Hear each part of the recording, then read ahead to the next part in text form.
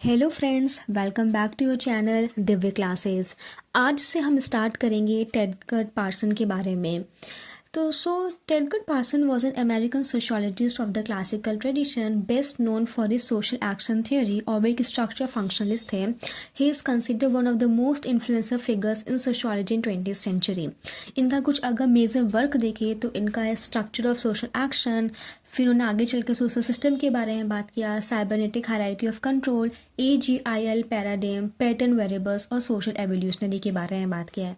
तो इस लेक्चर में हम बात करेंगे सोशल एक्शन थ्योरी के बारे में।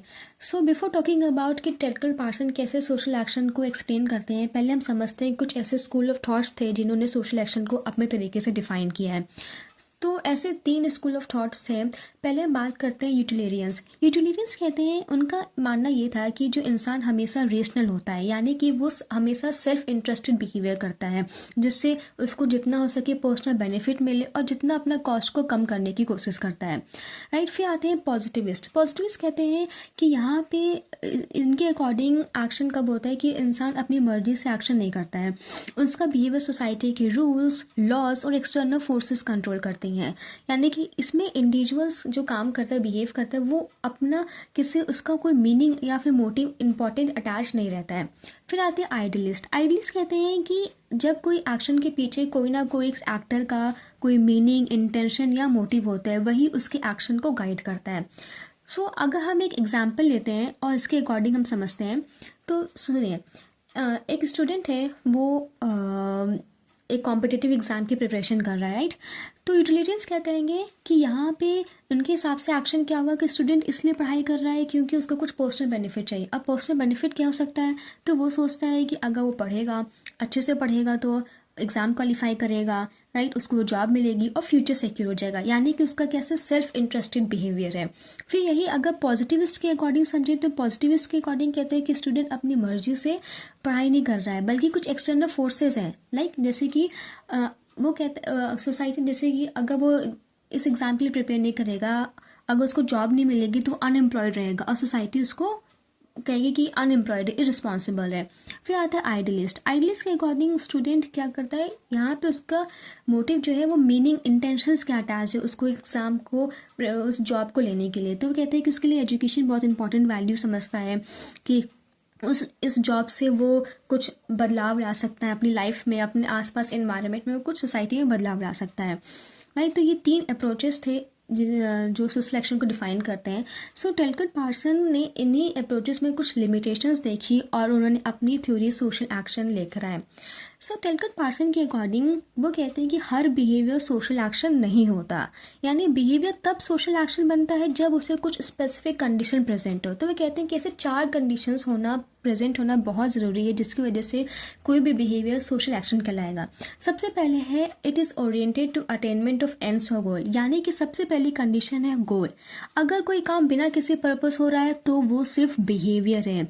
यानी कि जब कोई एक्टर जो परफॉर्म कर रहा है वर्क, तो उसके माइंड में कोई ऑब्जेक्टिव हो, उस ऑब्जेक्टिव को, उस गोल को अचीव करने के लिए वो एक्शन कर रहा है, तो यहाँ पे क्या कहा जाएगा, सोशल एक्शन। फिर आता है दूसरी कंडीशन है, it occurs in situation. Situation का यहाँ पे मतलब है कि वो जो एक्शन जो परफॉर्म कर रहा है वो उसकी सराउंडिंग कंडीशंस कैसी है, किस टाइम पे है, कहाँ प्लेस पे है। अब कोई भी एक्शन वैक्यूम में तो नहीं होगा। फिर आता है किसी स्पेसिफिक कॉन्टेक्स्ट से लिंक्ड होगा। फिर तीसरा कंडीशन है कि नॉर्म्स एंड वैल्यूज़ के द्वारा रेगुलेटेड हो। यानी कि सोशल एक्शन जो एक्टर परफॉर्म कर रहा है वो किससे गाइडेड हो, सोसाइटी के नॉर्म्स एंड वैल्यूज़ के बाउंड्री में रहकर, कोई एक लिमिट हो, क्योंकि सोसाइटी हर एक चीज़ में बताती, अलाउ करती कि सब डूज और डोंट बताते, तो उसी डूज में हमें रह कर ही काम करना है। फिर चौथी कंडीशन आती है कि इन्वेस्टमेंट ऑफ एनर्जी और मोटिवेशन और एफर्ट। यानी कि आखिरी कंडीशन है मोटिवेशन, कि अब ऑब्वियसली बात है कि कोई काम करें तो उसमें एनर्जी तो लगेगी ही। अब कोई भी हम काम करें उसमें हमारा कोई मोटिवेशन होगा, राइट, और हम कुछ अपना एफर्ट भी इसमें लगा रहे हैं। तो जब ये चारों कंडीशंस फुलफिल होंगे, जब चारों कंडीशन प्रेजेंट होंगे, तब बिहेवियर जाके एक सोशल एक्शन कहलाएगा। राइट। अब आगे देखते हैं। अगर हम इसी को एक एग्जाम्पल से समझें, अगर हम एग्जाम्पल समझते हैं कि एक स्टूडेंट, वही सेम एग्जाम्पल लेते हैं कि एक स्टूडेंट है, वो कॉम्पिटिटिव एग्ज़ाम के लिए पढ़ाई करता है। तो उसका गोल क्या है, यहाँ पे एग्ज़ाम को क्लियर करना और फ्यूचर सिक्योर करना। अब इसमें स्पेसिफिक सिचुएशन क्या होगी, जैसे वो लाइब्रेरी में बैठकर तैयारी कर रहा है या फिर घर पे बैठकर पढ़ाई कर रहा है, एक फिक्स टाइम टेबल होगा। अब यहाँ पे नॉर्म्स एंड वैल्यूज़ कैसे आएंगे, नॉर्म्स एंड वैल्यूज़ ऐसे आएंगे कि हम जो एग्ज़ाम को हम पास करने के लिए ऑनेस्टी हमें चीटिंग से पास नहीं करना है एग्ज़ाम, हमें ऑनेस्टी से पास करना है, हमें डिसिप्लिन रहना है, हमें हार्ड वर्क करके एग्ज़ाम को क्वालिफाई करना है। और इसी प्रोसेस में वो अपनी एनर्जी, मोटिवेशन और एफर्ट इन्वेस्ट करता है। तो इसलिए ये सिर्फ बिहेवियर नहीं है, ये सोशल एक्शन है। अब हम आगे बात करते हैं कंपोनेंट्स ऑफ सोशल एक्शन। अब कुछ कंपोनेंट्स उन्होंने बताए हैं कि देखिए, पार्सन के अकॉर्डिंग कोई भी सोशल एक्शन तब कंप्लीट होता है जब कुछ बेसिक कंपोनेंट्स होते हैं। तो ऐसे 4 कंपोनेंट्स की बात करते हैं। पहले है एक्टर। अब वो ऑब्वियस सी बात है कि एक्टर वो इंडिविजुअल होते हैं जो एक्शन परफॉर्म करते हैं। अब वो सिंगल भी हो सकता है या फिर वो कलेक्टिविटी मतलब ग्रुप में भी एक्टर हो सकता है। फिर है गोल, कि जब वो एक्शन परफॉर्म कर रहा है तो उसके पीछे उसका कोई पर्पस या ऑब्जेक्टिव होना चाहिए जिसको वो अचीव करने की कोशिश कर रहा है। फिर आता है सिचुएशन। तो यहाँ पे सिचुएशन में 2 चीज़ें आती हैं, कंडीशंस और मीन्स। यहाँ पे कंडीशंस का मतलब है कि जहाँ पे एक्टर चीज़ें कंट्रोल नहीं कर पाता, जैसे कुछ बायोलॉजिकल मेकअप, हम अपने बॉडी के हिसाब से, बायोलॉजी के हिसाब से काम करते हैं, तो इस पर हमारा तो कोई कंट्रोल है नहीं, वो तो हेरिडिटी है, इन्नेट है। फिर आता है मीन्स, यानी कि कौन से हम ऐसे टूल्स और रिसोर्सेज को हम यूज़ करके एक्टर उस गोल तक पहुंच सकता है। फिर आता है नॉर्म्स एंड वैल्यूज़, यानी कि जो काम वो कर रहा है वो सोसाइटी के रूल्स और स्टैंडर्ड्स के अकॉर्डिंग हो, उसकी बाउंड्री में हो, राइट, इसी के अंदर हो। तो इसी वजह से ये जो एक्शन है वो पर्सनल होते हुए भी सोशल एक्शन है, राइट। तो अगर हम तो ये रहा कंपोनेंट्स ऑफ सोशल एक्शन। अब हम बात करते हैं आगे orientation of action. So Parsons के अकॉर्डिंग एक्टर किसी सिचुएशन में कैसे एक्ट करेगा उसकी वो ओरिएंटेशन कहलाती है, यानी कि एक्टर किस एंगल से सिचुएशन को देखता है। तो यहाँ पे टेलकट पार्सन 2 ओरिएंटेशन की बात करते हैं, मोटिवेशनल ओरिएंटेशन और वैल्यू ओरिएंटेशन। सो मोटिवेशनल ओरिएंटेशन हमें क्या बताता है कि एक्टर एक्शन क्यों करता है, ऐसी कौन सी चीज़ें होती हैं जो उसको मोटिवेट करती हैं करने के लिए।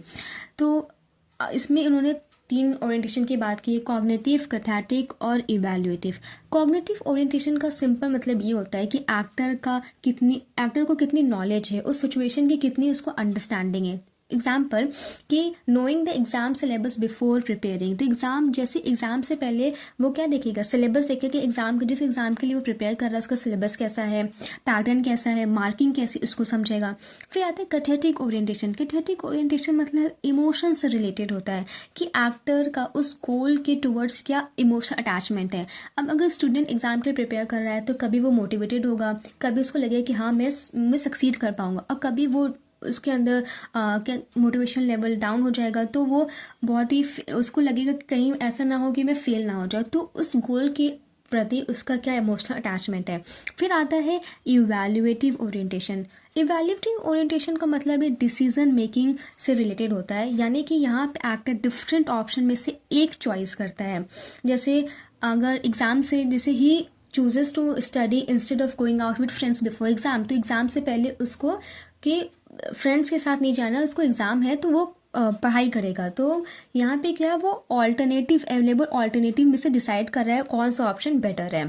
फिर आता है वैल्यू ओरिएंटेशन। यहाँ पे वैल्यू ओरिएंटेशन हमें क्या बताता है कि जो हम एक्शंस परफॉर्म कर रहे हैं क्या वो सही है या गलत, कि सोसाइटी के नॉर्म्स के अगेंस्ट तो नहीं जा रहे हैं। तो इसमें 3 ओरिएंटेशन है, कॉग्निटिव ओरिएंटेशन, एप्रिसिएटिव ओरिएंटेशन और मोरल ओरिएंटेशन।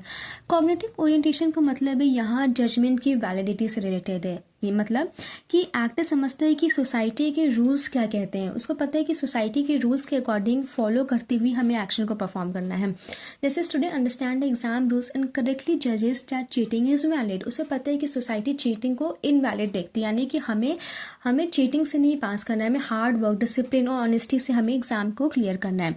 फिर आता है appreciative orientation. Appreciative orientation emotion से लिंक्ड होता है, यानी कि student feels guilty at the thought of cheating in exam, यानी कि उसे गिल्ट, वो चीटिंग नहीं करेगा क्योंकि उसको गिल्ट ये सोच कर गिल्ट डिस्कम्फर्ट फील होगा। फिर आता है मोरल ओरिएंटेशन। मोरल ओरिएंटेशन मतलब वो कितनी अपनी वैल्यूज़ से कमिटेड है, कि वो अपनी वैल्यूज़ को क्या हर कंडीशन में वो फॉर्मली फॉलो कर रहा है कि नहीं। तो यहाँ पे क्या है कि student refuses to cheat in an exam before because they are committed to the values of honesty. क्यों? क्योंकि वो ऑनेस्टी की वैल्यू में बिलीव करता है, तो वो उसका जो एक्शन है वो ऑनेस्टी वैल्यू से गाइडेड है। So this is all about the social action theory जो टेलकर पार्सन ने दिया है। अब आगे चल के इसी सोशल एक्शन फ्रेमवर्क पर टेलकर पार्सन ने सोशल सिस्टम और पैटर्न वेरिएबल्स की थ्योरी डेवलप की। तो अगर आपको कोई भी क्वेरी है इस थ्योरी से रिलेटेड तो आप कमेंट में क्वेश्चन पूछ सकते हैं, मैं उसका आंसर दे दूँगी।